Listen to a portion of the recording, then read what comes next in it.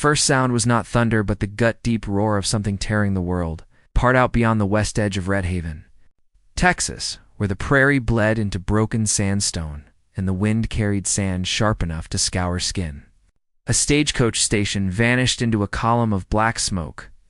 One heartbeat the place was whole, a weathered shack, a corral, 2 mules stamping under the sun. The next, it was splinters and flame, windows shattered. Dust leapt skyward like some red spirit chained by. By the time the noise reached town, rattling shutters and shaking half-empty whiskey glasses, folks were already running into the street. Dogs barked, frightened and mean. Someone yelled explosion, and then Indians. But even as the word flew, it sounded wrong. The Comanche hadn't raided here in years. Another voice shouted, "Land gangs, they're cumin!" On Main Street, the air went dry and tight. Men's hands twitched toward belts heavy with iron. Women hauled children inside and dropped curtains. The desert could swallow a manhole, but nothing chilled Redhaven faster than the rumor of outlaws wanting land. Men who set fire to what they couldn't buy, at the center of that rising fear. Sheriff Ben Holloway stepped out of his cramped office. He wasn't an old man, but his face was weather-beaten and lined, and there was more apology than authority in the way he touched the brim of his hat. He scanned the smoke curling against the horizon and muttered low, almost to himself, "God help us if it's Mortlock's boys." Inside the Iron Spur saloon, Clara Whitmore felt the floor tremble. The glass she'd been drying slipped from her hand and shattered against the bar's plank floor. Laughter and poker talk cut off in an instant. A single piano note hung unfinished in the haze of whiskey and sweat. Clara bent to pick up the shards. But her fingers were clumsy. The noise outside had reached some place she didn't let herself think about often, fear of losing what little she had.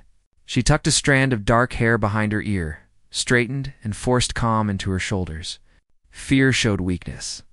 Weakness brought wolves. The saloon doors banged as ranch hands pushed out to see what the fuss was. Only a few men stayed, Silas Mortlock among them, lounging in his corner booth like a snake that had grown too fat to move fast, but still carried poison. His gaze found Clara lingered, slid down the length of her in a way that made her skin feel borrowed. "Well now," Silas drawled, tipping a gold coin across his knuckles. "Looks like trouble's ridden in. And you, sweet Clara. Trouble seems to sniff you out." She said nothing. Silence was safer with him. "You ought to come where there's protection." His grin was wide but hollow, a desert grin. "This town don't watch out for its orphans." Clara moved to another table, collecting empty glasses. Her heart thumped faster than she liked to admit. She'd known men like Silas all her short life. Men who smiled and killed with the same lazy charm. He owned the Velvet Viper gambling hall, and half the fear that lived in Redhaven. No one told him no, not twice. Then the saloon door swung again, and the air itself seemed to hesitate. A tall man stepped inside, broad-shouldered, dust-coated from a long ride. A duster hung open over a gray shirt. Revolvers rode low on his hips. His hat cast shadow over eyes too pale to read from where Clara stood, but she felt the look anyway, cold, deliberate, assessing everything. The room shifted with him. Conversation thinned. Even Silas stilled, coin stopping mid-spin. The stranger crossed the floor with an easy, silent gait. When he reached the bar, he took off his hat. Dark hair, wind-tangled, a scar along the jaw, faint but real. "Whiskey," he said, voice deep enough to scrape gravel. Clara poured without speaking, set the glass before him. For an instant their eyes met, and she forgot to breathe. His were stormlight gray, distant, but not cruel. They saw her. Not the saloon girl's shape. Not Silas's easy prey. Her, Elias Kane. The name traveled through the room like smoke. Everyone knew it, though few had seen him up close. Owner of Blackthorn Ranch, 10,000 acres of fence and cattle and sorrow. The man who'd buried a wife and little boy 3 years back and hadn't smiled since. He sipped, eyes never leaving hers. Behind them, a chair scraped. The spell broke. Jeb Calloway, one of Mortlock's drunk drovers, staggered up smelling of sweat and sour rye. "Clara," Jeb slurred, planting a filthy hand on her arm. "Don't you go ignoring me, girl." She tried to twist free. "Let go, Jeb." "She's busy," Elias said. Not loud, not quick, just absolute. Jeb turned, bleary and belligerent. And who the hell he never finished? Elias didn't move fast. He didn't have to. A single step in his presence was a weapon. The whole saloon felt it, that sharp. Unspoken weight of a man used to standing between danger and what he meant to keep. "Hand off," Elias said. Something in the tone, the iron beneath the quiet, cut through Jeb's liquor haze. He backed down, muttering, stumbling for the door. A ripple passed through the saloon. Relief, resentment, curiosity. Silas's smile had gone thin and mean.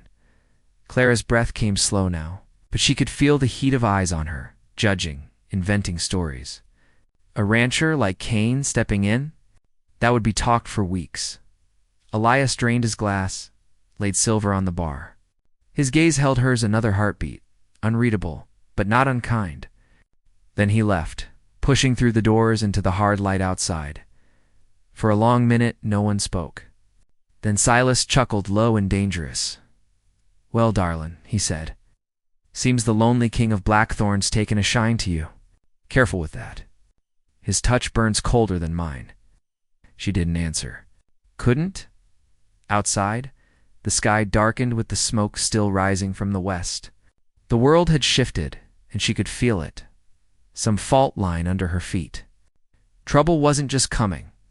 It was here. By dusk, news crawled into town.